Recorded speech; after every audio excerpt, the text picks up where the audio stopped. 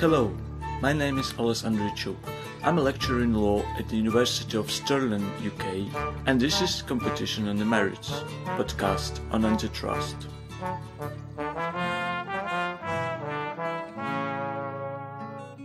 Every week I invite an academic or practitioner to share with us some ideas on a specific aspect of competition policy, economics, law and philosophy. I do hope you'll enjoy the program. Although not being very popular nowadays in the contemporary antitrust circles, Friedrich August von Hayek is still recognized as a leading figure in the history of antitrust scholarship. The peak of his public recognition was a Nobel Prize awarded to him in 1974. However peripheral Hayek's role in the mainstream antitrust might appear to be, both his critics and adherents acknowledge that his philosophical understanding of competition as a discovery procedure significantly influenced economic, legal and political analysis of the competitive process on both sides of the Atlantic. Robert Sutton belongs to those economic thinkers who are convinced that Hayek's writings do not lose their actuality today. I invited him today to Competition on the Merits to discuss Hayek's understanding of competition. For many years, Robert Sutton, who is Professor of Economics at the University of East Anglia, UK, and a member of the Centre for Competition Policy at the University of East Anglia, is known as an authority among both the mainstream economists as well as among their methodological and normative opponents. His research covers a broad variety of economic fields, from the philosophy of economics and economics of rights to game theory, experimental and behavioral economics. Robert Sutton, welcome to Competition on the Merits. Well, thank you very much. And if the following conversation will generate some suggestions on your part, do tell us what you think by emailing to competitiononthemerits@googlesites.com. We are really interested to learn your opinion. This call is not just a formality. And as far as the mere formality is concerned, it goes without saying that the views expressed in this conversation are strictly personal. It do not represent an official position of the institutions which the speakers are affiliated to. So let us start with providing a working definition of the economic concept of perfect competition and how it is different from Hayek's vision of competition.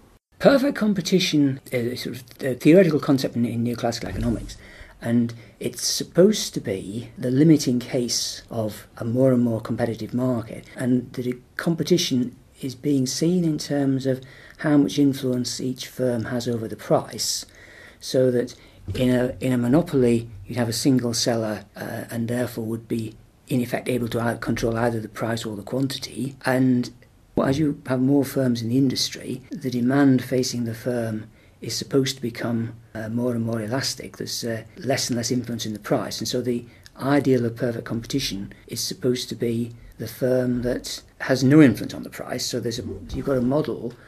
It's a little bit mysterious in a way, but you have to have a model in which there's a very, very large number of firms. Each firm is a price taker, and there has to be some mechanism, sort of auctioneer type mechanism, some mechanism outside the firms which is setting the price. So it's a system where from the point of view of the firms are price takers. They just accept the price and then respond to it passively. And somehow there are market forces which set the price so that the demand equals the supply. But I think the crucial thing for Hayek there isn't actually any real explanation of any of that. And there's no explanation of why it comes to be the case. So you don't have any explanation of, in the perfect competition you have a homogeneous good, so all the firms are selling the same good, that's kind of taken as given, and there's some unknown mechanism which sets the price. Now, as for Hayek, competition is much more like I suppose you should say this perfect competition is also, you could think of it as being an equilibrium condition. You've got suppliers and demanders. Suppliers supply depending on the price, demanders demand depending on the price, and the price turns out to be in equilibrium. The price turns out to be where the total demand equals total supply. So it's an equilibrium condition with no real explanation of how you get there, whereas Hayek's account is really dynamic. It's a process of interaction between firms and consumers, and the key notion for him really is what he calls the division of knowledge, the idea that different people in the system have got different pieces of information, and that what the market is doing, what a competitive market can do, is to integrate all that information. So, for example, if one person in one country becomes aware, say, I think one of his examples was tin, and if there's a tin producing country and somebody becomes aware of a potential shortage in the production of tin in that country, the market can transmit that information across the world. So the market is the mechanism whereby disparate information is being brought together, and competition is the process that ensures that we get to something, I would have thought Hayek would say, something a little bit like perfect competition, but that's the end point of the process, and competition is how you get there.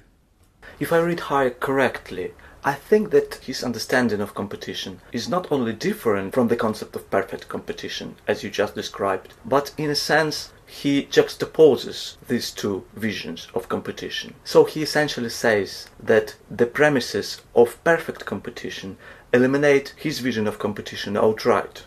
Well, the way I would read that is to say that if you think of competition as the discovery process, and what would it look like if everything had been discovered?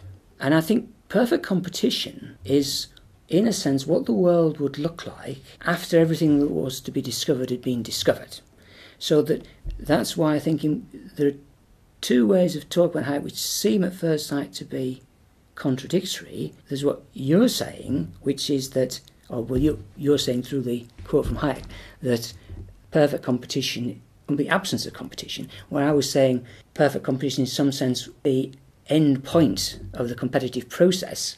And I think both of those are true, really, because the thought is that in Hayek's vision of the world, it never is the case that everything's being discovered, because there are always new things coming up. But in a certain sense, we're always tending towards that, because since the market is discovering new things, it must be that we're kind of tending towards the discovery of what's known. And so that I would have thought that the perfect competition is a model of, in some sense, the end state, which is never realised but which the competitive process is heading towards. But Hayek would say, yes, but even if, and I think he probably would think, even if in the real world we're actually quite, in a sense, in a free society with a well-functioning market, at any time we're not that far away from the competitive equilibrium, which is why a lot of Hayek's arguments about why markets work are ones that the neoclassical economists would also use. But he can say, yes, but the neoclassical economics doesn't have any explanation of why the equilibrium is as it is. So it's the perfect competition it's an equilibrium with no account of how you could get there.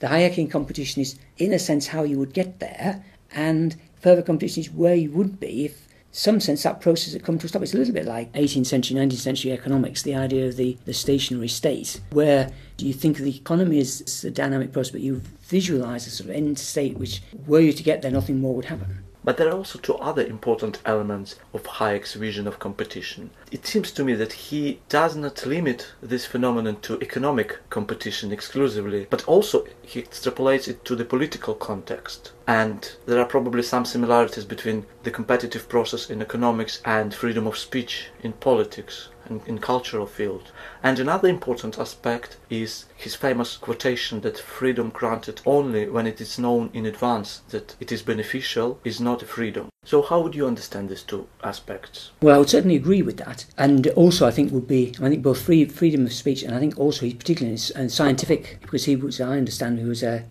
supporter of Popper, or advocate, and that the idea that, in a sense, knowledge grows through competition, or in the Popperian picture you produce hypotheses, bold conjectures, and you expose them to other people trying to refute them. That's very similar to the idea of free speech. And I think also that another theme which you get in Hayek is this sort of redundancy notion, that why the market is working so well in Hayek's view is that there are lots of different independent agents. Each of them has its own information, and they typically have different information, and the market is set up in such a way that if anyone can find a way of carrying out a transaction that benefits them and benefits someone else, or if they can intermediate any transaction between any two people where there's a gains from trade, anybody who can find a way of increasing value, has an incentive to do so. So there's the redundancy. So even if most people never notice these opportunities, someone can see them. And the incentive, if you actually the person who discovers it, you get rewarded. And that can go along with, there may be lots of people who are not interested in trying to make gains. There may be lots of people who have hunches that prove wrong, but this is the best way of ultimately creating value.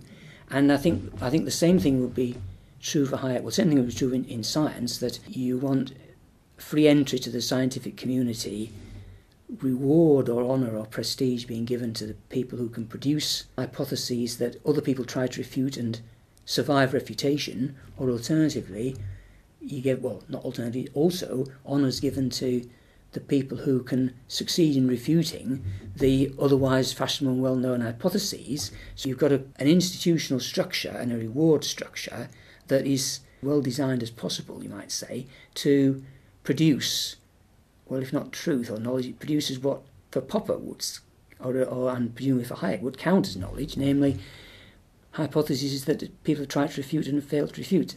And I think the same would go for free speech as well. Let us now talk about Hayek's vision of competitive process as spontaneous order. In your research, you analyze this phenomenon from two perspectives, normative and positive. The positive, or the empirical, would be just trying to discover what is the case. And obviously normative is coming up with judgments about what's good or bad, better or worse. And there's a certain sense of spontaneous order which is simply an empirical or positive notion. And Hayek, who was one of the first, or very early, neuroscience theories really, and he thinks that this is the brain is a spontaneous order in a sense. But I think that the positive sense of spontaneous order is a system where you've got a large number of different entities, each of which has got some kind of law of motion of its own, and typically a pretty simple one. So you've got a large number of entities, each of which has got a very simple law of motion of its own. They interact together, and their interactions produce much, much more complicated structures. So that formation of crystals would be an example in science. Another one which I quite like is scree slopes in mountains. You say, if you look at a mountainside and where there's a scree slope, it's got a constant angle, perfect shape, and if you ask why is the angle of these rocks always the same, and the answer is, well, the rocks just drop from the high points of the mountains and they roll down, and for a given type of rock there's a certain angle of, we'll call the angle of repose. If the slope is steeper than this, then rocks tend to roll down, and if the slope is less steep than that, they tend not to roll down. So therefore, if the rock just rolls, it starts high up a mountain and bounces down, where it's going to stop in a place where the gradient is low. And if it hits a place where the gradient is very steep, it's likely to displace other rocks. So what you've got there is you've got a property of the whole system, which is a very and that's another thing. It's a predictable property. It kind of tends to reproduce itself, and it reproduces itself out of these independent laws of motion of the small particles. And typically, so in the spontaneous order, you've got something which, it's so inherent in the concept of spontaneous order that you're likely to produce highly complex structures, complex and self-reproducing structures out of simple components. And there's nothing there that says that's good or bad.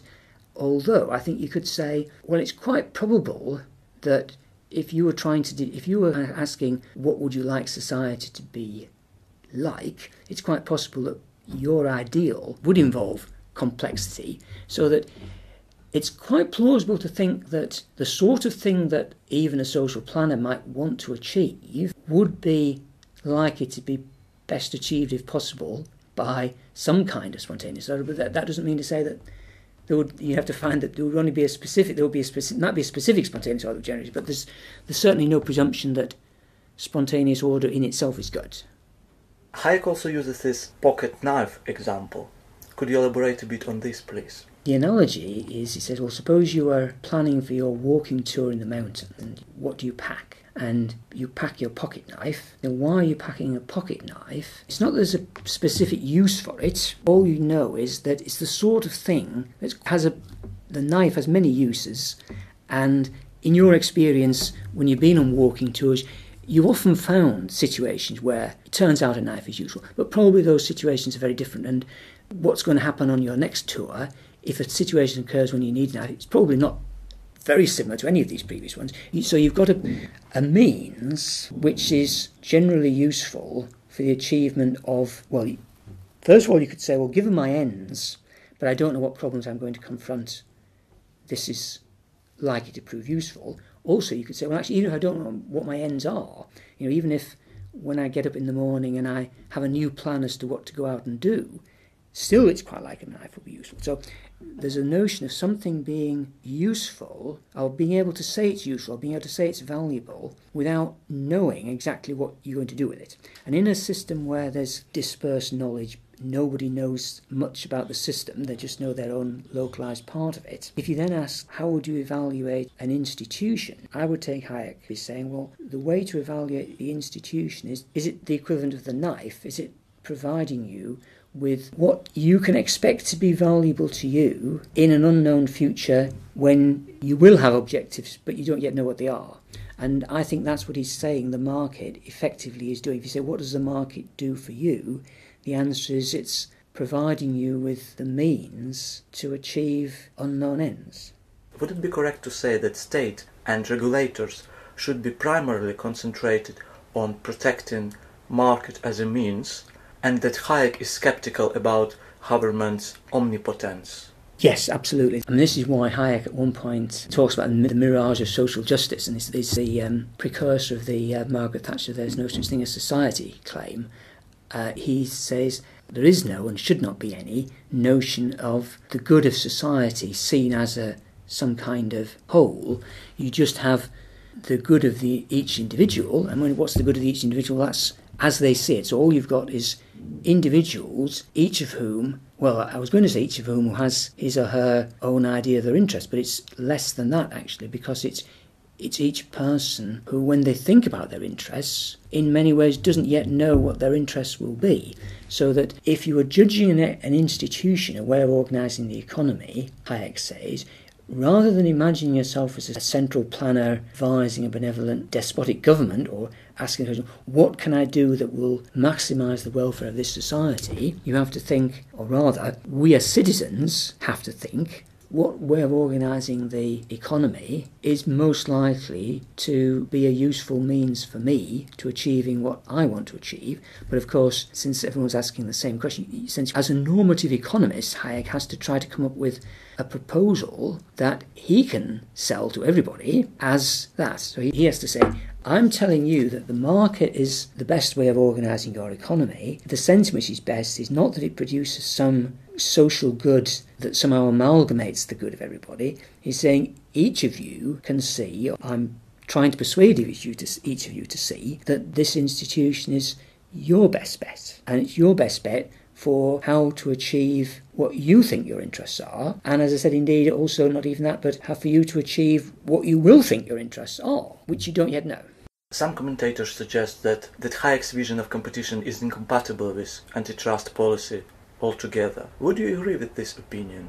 Well, I'm not so sure. I would have said that Hayek's argument is that, he's got a concept of competition, and things that are built into competition, the redundancy notion of lots of agents is a sort of free entry. There's free entry and there's the motivation to make profits. The model of the economy that's going to generate the kinds of results that Hayek wants, it wouldn't work if there were cartels, because if there were cartels it would be frustrating the competitive process.